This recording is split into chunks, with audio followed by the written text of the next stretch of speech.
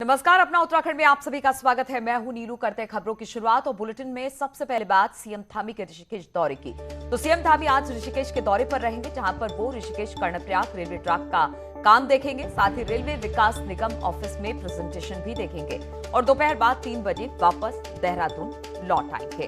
तो ऋषिकेश का उनका कार्यक्रम है आज सीएम धामी का। इस दौरान रेल विकास निगम के प्रेजेंटेशन को देखेंगे, निरीक्षण करेंगे और फिर दोपहर बाद कहा यह जा रहा है कि वापस देहरादून लौट आएंगे सीएम।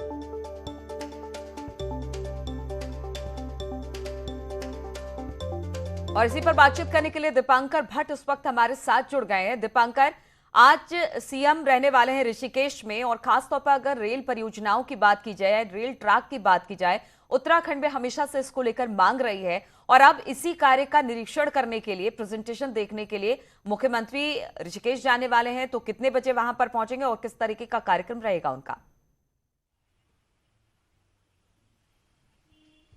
बिल्कुल नीलू, मुख्यमंत्री का 10:15 पहुंचने का वहाँ टाइमिंग था। इसके बाद मुख्यमंत्री को वहाँ रेल विकास निगम के साथ एक मीटिंग करनी है जो ऋषिकेश में होगी, जो स्टेशन है वहाँ उस ऑफिस में। वहाँ वो प्रेजेंटेशन देखेंगे कि आगे जो कर्णप्रयाग तक रेल लाइन जानी है उसके जो अलग अलग फेजेस है उसमें अब तक कितना वर्क हुआ है। पहले फेज का वर्क ये माना जा रहा है कि जो फर्स्ट टनल थी उस पर लगभग काम कंप्लीट हुआ है और 2022 में यहाँ पर चुनाव है। ऋषिकेश कर्णप्रयाग रेल लाइन एक ऐसा प्रोजेक्ट है जो पहाड़ पर ट्रेन पहुंचाने का अपने आप एक महत्वाकांक्षी प्रोजेक्ट है। सामरिक दृष्टि से देखें तो चाइना बॉर्डर को उत्तराखंड का चमोली उत्तरकाशी डिस्ट्रिक्ट से लगता है। खासतौर पर चमोली के जो बॉर्डर इलाका है वहां तक जो रसद पहुंचाई जाए, सामान पहुंचाया जाए, सेना की रीच वहां तक हो। लोगों को पहाड़ में ट्रेन इस तरीके से पहुंची नहीं है तो उसको वहां तक कैसे प्रोजेक्ट कंप्लीट होगा। और ये बात, ऋषिकेश का जो रेलवे स्टेशन लगभग बनकर तैयार हो चुका है। यह भी बात है कि 2022 के चुनाव से पहले प्रधानमंत्री नरेंद्र मोदी उसका खुद यहां आकर या तो उद्घाटन कर सकते हैं या फिर वर्चुअली उसका उद्घाटन कर सकते हैं। इसके अलावा प्रधानमंत्री को केदारनाथ के कामों को देखने भी आना है। तो मुख्यमंत्री का फिलहाल अभी फोकस आज रेलवे लाइन पर रहेगा कि कितना वहां पर काम हो चुका है, क्या वहां पर काम आगे होना है और अगर प्रधानमंत्री इसको आने वाले दिनों में इसकी मॉनिटरिंग करते हैं या फिर यहां पर आते हैं तो उसको लेकर क्या तैयारियां वहां पर हैं। नीलू, ठीक है, बहुत बहुत शुक्रिया आपका दीपांकर हमारे साथ जुड़ने। और चारधाम यात्रा बंद होने के विरोध में आज कांग्रेस विरोध प्रदर्शन करेगी। विधानसभा भवन के सामने सुबह 11 बजे कांग्रेसी कार्यकर्ता और नेता धरना प्रदर्शन करेंगे। इस प्रदर्शन में प्रदेश कांग्रेस अध्यक्ष गणेश गोटियाल भी शामिल हैं।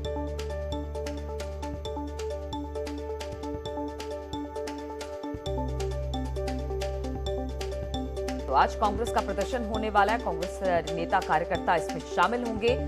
बताया जा रहा है कि गणेश गोटियाल भी इसमें मौजूद रह सकते हैं।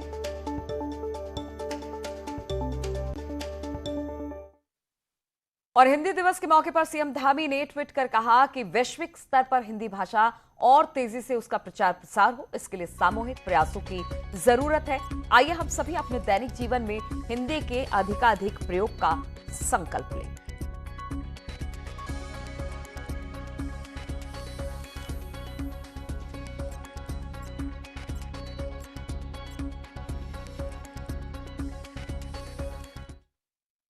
और पूर्व कैबिनेट मंत्री और नेता प्रतिपक्ष रहे मातवर सिंह कंडारी भले ही 76 साल के हो गए हों, लेकिन उनका दावा है कि आज भी वो जवान हैं और युवकों से मुकाबला कर सकते हैं। मातवर सिंह ने कहा कि 2022 उनका आखिरी चुनाव होगा और अगर वो जीत गए तो फिर ऐतिहासिक काम करेंगे। मैं जो हूं 76 वर्ष का युवक हूं, अर्थात मेरे साथ वो युवक आ जाएं जो पहाड़ पे चढ़ने वाला हो, मैं उनसे कहीं गुना आगे बढ़ जाऊंगा। बिल्कुल ये लास्ट आखिरी चुनाव है मेरा, इसके बाद मैं कोई चुनाव नहीं लड़ूंगा और इस वक्त अगर मैं जीत गया तो मैंने ऐतिहासिक काम करना है, इतिहास को कायम करना है। और उत्तराखंड में सैनिक वोटर्स का एक बड़ा तबका चुनाव में सत्ता की चाबी पाने में बड़ा रोल प्ले करता है। बीजेपी और कांग्रेस दोनों के पास ही बड़े फौजी चेहरे की कमी है, जबकि आप अजय कोठियाल के भरोसे सैनिक वोटर्स लपकना चाह रही है।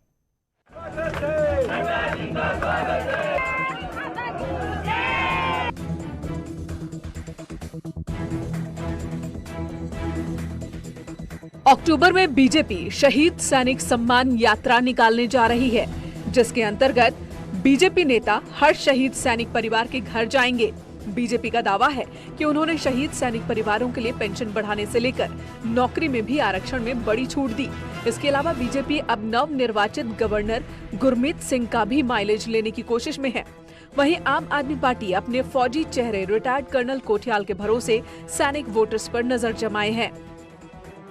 यात्रा को हमने गढ़वाल में हम चमोली जिले की सवाड़ गांव है जिससे सबसे ज़्यादा लोग शहीद हुए हैं।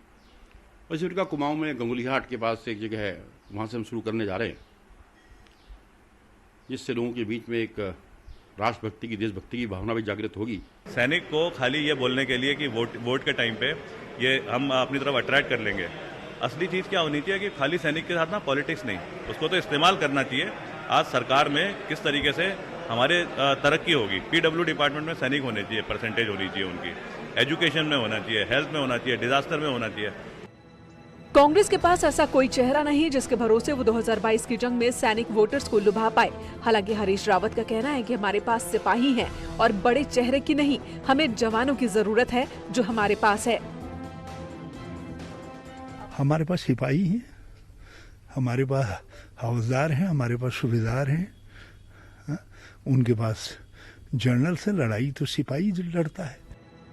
ये बात तो सही है कि सैनिक वोटर्स पार्टियों के लिए खास हैं, लेकिन कैसे इनका वोट बिना बड़े चेहरे के हासिल किया जा सकेगा, ये भी राजनीतिक दलों की टेंशन बढ़ा रहा है। न्यूज़ 18 के लिए देहरादून से भारती सकलानी की रिपोर्ट।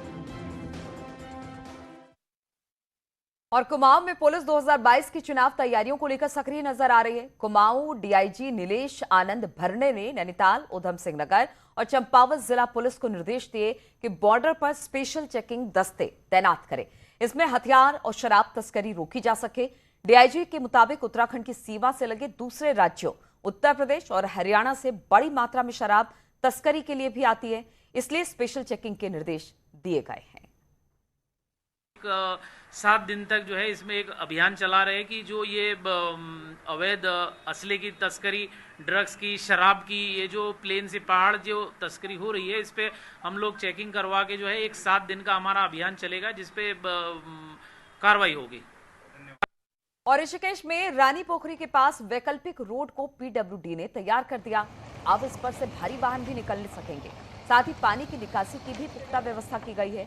लेकिन मौसम विभाग ने 3 दिन की बारिश का अलर्ट भी जारी कर दिया, जिस पर प्रशासन नजर बनाए हुए है। माननीय मुख्यमंत्री जी यहाँ पर आए थे और उनके निर्देशानुसार पीडब्ल्यूडी को यह कार्य सौंपा गया था।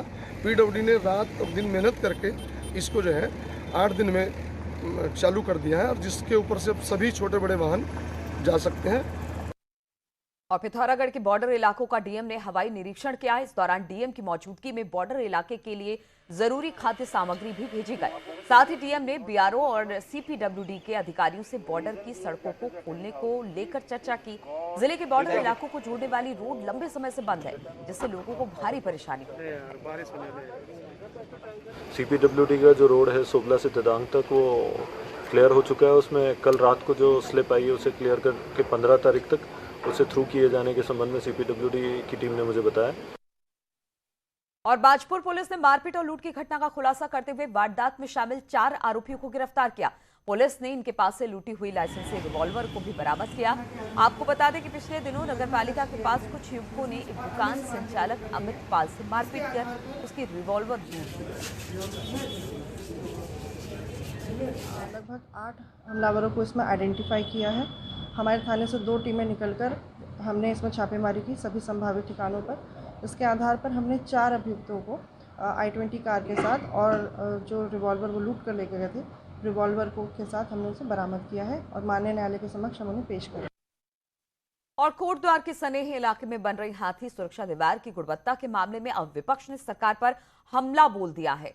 हाथी दीवार की गुणवत्ता के मामले में इससे पहले ग्रामीण भी वन विभाग के खिलाफ विरोध कर चुके हैं। कांग्रेस नेता और पूर्व कैबिनेट मंत्री सुरेंद्र सिंह नेगी का कहना है कि लंबे समय से ग्रामीण हाथियों के आतंक से परेशान है, लेकिन वन विभाग हाथी सुरक्षा दीवार बनाने के नाम पर खाना पूर्ति कर रहा है। तो मैंने डीओ को लैंडटाउन कोटद्वार को ये बताया कि आप जाकर उसको मौके पर मुआयना कर लीजिए।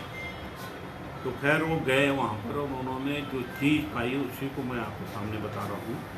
उन्होंने कहा कि मानकों के हिसाब से कार्य नहीं हो रहा है, पहला। दूसरा, उन्होंने कहा कि इसमें गुणवत्ता नाम की कोई चीज़ नहीं है। और चंपावत में 3 सूत्रीय मांगों को लेकर अतिथि शिक्षक कार्य बहिष्कार पर हैं। कार्य बहिष्कार कर रहे अतिथि शिक्षकों का कहना है कि धामी सरकार की कैबिनेट में पास मानदेय का जीओ तो आ गया है, लेकिन उनकी पद सुरक्षित और जिले में हस्तांतरण की मांग को सरकार ने अनदेखा कर दिया है। और अगर हम देखें आगे रणनीति, अभी 2 दिन का कार्य बहिष्कार रखा हुआ है प्रदेश व्यापी जो है। उसके बाद जो है जो भी प्रदेश से हमारे संगठन का आह्वान होगा वो आगे किया जाएगा। और टिहरी जिले में लगातार हो रही बारिश और टिहरी झील का जलस्तर बढ़ने के साथ ही टिहरी झील से सटे रामगांव और उप्पू में भूस्खलन और भूधसाव बढ़ने से ग्रामीण दहशत में है। वहीं शासन द्वारा टीएचडीसी को टिहरी डैम की झील का जलस्तर 2 मीटर और बढ़ाने की परमिशन दे दी गई है, जिससे टिहरी झील से सटे गांव में और खतरा बढ़ सकता है। हमारे लिए बहुत खतरा है भाई जी। बरसात में आजकल पानी बढ़ता है तो हमारे लिए खेतों में बहुत खतरा होता है। मकानों में दरारें पड़ रखी है भाई जी, भूधसाव हो रहे हैं। और अब देखा जा रहा है कि टीएडीसी ने जो है जल स्तर का पानी बढ़ाने का जो परमिशन जो दे दी गई है, इसके लिए भी हम पूरा विरोध करते हैं, क्योंकि जब पानी बढ़ता है तो उन बिलों में छुपे हुए सांप, बिच्छू इत्यादि सब जो है उभर कर ऊपर आते हैं, लोगों की जान माल का खतरा होता है। और अब हम बात करेंगे नंदा सुनंदा की, तो तस्वीरें अब हम आपको दिखाएंगे कि किस तरह से चमोली, लेकिन उससे पहले चमोली के 8 ब्लॉक की बात करें। नंदा मां का दरबार सज गया है। सुबह ब्रह्म मुहूर्त में प्राण प्रतिष्ठा की पूजा के बाद मां नंदा सुनंदा की मूर्ति को भक्तों के दर्शन के लिए खोल दिया गया। सुबह मंदिर में भक्तों का तांता लगा रहा और इस दौरान मां के जयकारों से पूरा मंदिर गूंज उठा। हालांकि इस बार दर्शन करने की छूट भक्तों को दी गई, लेकिन कोरोना के चलते प्रसाद चढ़ाने पर रोक लगा दी गई है।